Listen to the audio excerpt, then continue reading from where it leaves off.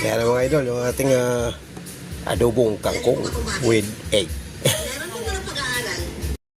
Tara na mga idol, luto tayo ng adobong kangkong. Sulit ko mga idol. At ito na yung kanyang mga sangka mga idol. Meron tayong kamatis. Tapos siling na tinadad na. Tapos bawang. Idol, sibuyas. At ito yung ating kangkong mga idol. Sulit ko mga idol.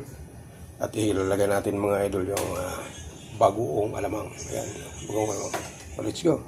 Ito natin lutuin mga idol sa frying pan lang mga idol yung ating kangkong dahil kukunti lang yan. At umpisa na natin mga idol.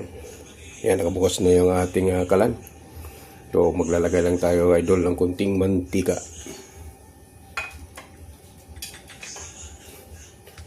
Lagay tayo ng kunting mantika mga idol. Kaya kunti lang siya. Okay.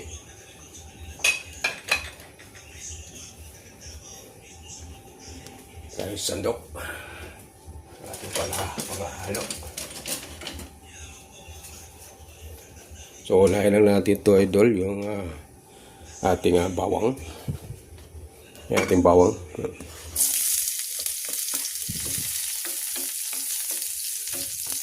Madali lang ito mga idol. Lutuin yung ating adobong kangkong.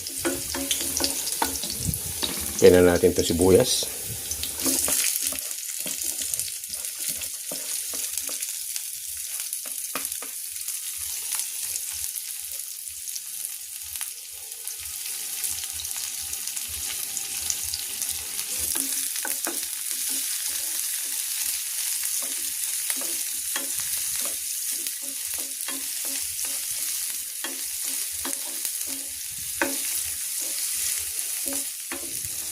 Kaya na natin itong kamatis doon.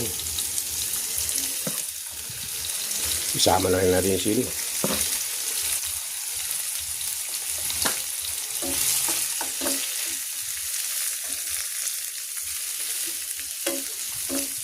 Nahina lang yung apoy mga idol para masarap. Ngayon mga idol, maglalagay din tayo ng magic namin.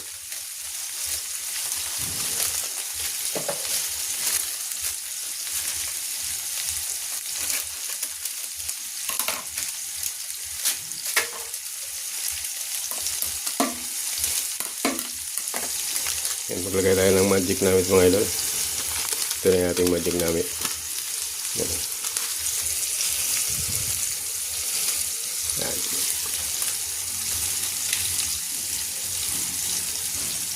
Halu-haluin lang.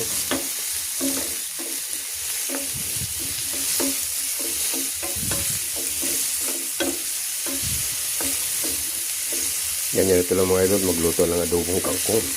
Ang sa Bisaya nito mga idol ay apal-apal. Ito yung apal-apal. Kasi ito yung ang kangkong mga idol. Ito yung kinakain ng mga ng mga tipaklong mga idol doon sa probinsya. Yung tipaklong mga idol, yung grasshopper. Yan ang tipaklong. Ito yung kinakain sa probinsya, yung kangkong. Kaya tinawag ito na apal-apal. Ang apal idol ay yan ang tipaklong sa Bisaya. Sa Bisaya, ano siya mga idol? Ano ba? Apan. Apan. So, malambot na yun. Naluto na yung ating kamatis, sibuyas, at lahat na. Pati sili, bawang. Kamatis, okay. Mga idol. So, ngayon mga idol, lagay naman natin itong ating bagoong alamang. Gigisan na rin natin ito.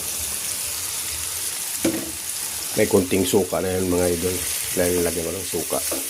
Pero mamaya konti. Maglagay na rin tayo ng konting suka.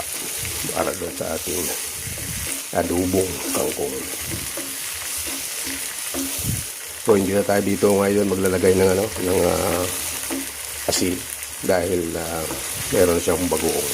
Ang bagoong alamang mga idol ay maalat na rin yan. At pinaglagan pa natin kanina ng magic namit. So, magic sarap mga idol. Yan. Iluto-luto lang natin konti yung bagoong para hindi siya malansa mga idol. So, yung bagong pa lang idol, ulam lang.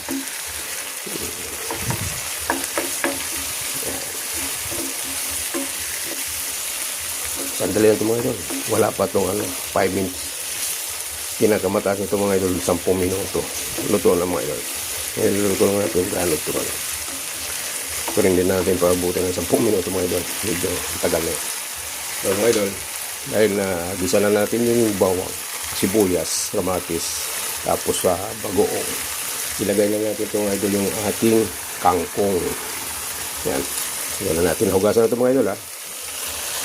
Hugas na yan. Na-drain na rin yan. Patulo na natin. Dahil sa strainer natin nilagay. Yan.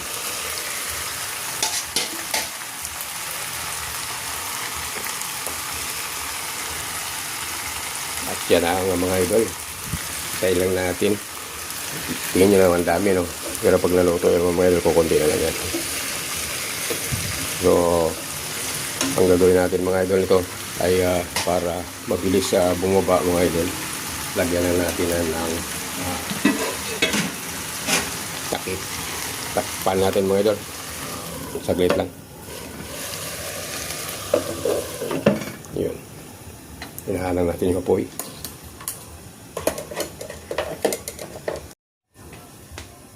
At yan na mga idol. Pagkalipas ng 3 minuto mga idol, ayan. Luto na siya mga idol. Maglagay na lang tayo ng konting suka. Lagyan lang tayo ng konting suka mga idol. Yan. Tapos maglagay na rin tayo ng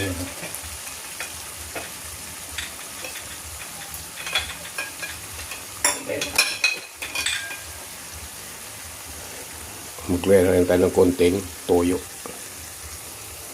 Wala nang asin yung mga idol.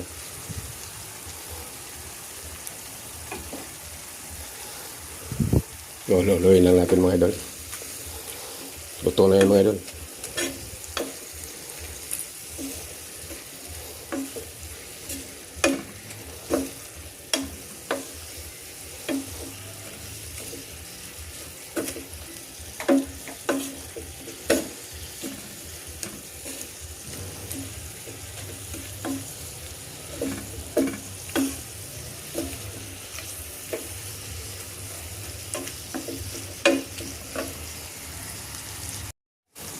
Maglagay na rin tayo idol ng konting asukal para mag-agaw yung alat at tamis mga idol sa ating adobong kangkong.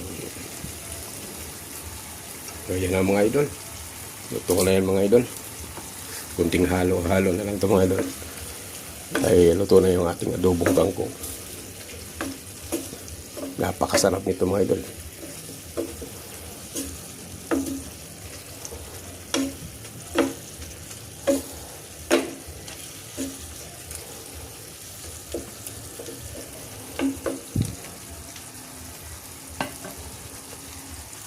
At yan mga idol, luto na.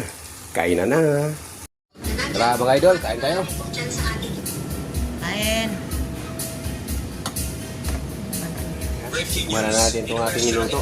Dito na tikman. Michael Carnavas ang jurisdiksyon ng ICC kaugnay sa kaso ni Senator Ronald Bato de la Rosa. Ayon kay Carnavas, mahalagang sumingin kung may legal authority pa ba ang International Criminal Court. Tara, tayo mga idol. Magkamay lang tayo dahil wala tayo sa pau. Sa statute ng 2019, pinagbigay ng panibagong diskusyon online. Matapos igigit ng mga eksperto na dapat umano pairalin muna ang sariling justice system ng Pilipinas bago ang anumang foreign intervention. Samantala, patuloy namang hinihintay ng publiko ang magiging susunod na hakbang ng ICC at ng kampo ni Senator Bato de la Rosa. Uliinit ngayon ang debate. May kapangyarihan pa ba ang ICC sa Pilipinas? O dapat respetuhin ang lokal na korte ng bansa? Ano ang masasabi mo rito? Comment your opinion below. Follow for more breaking updates.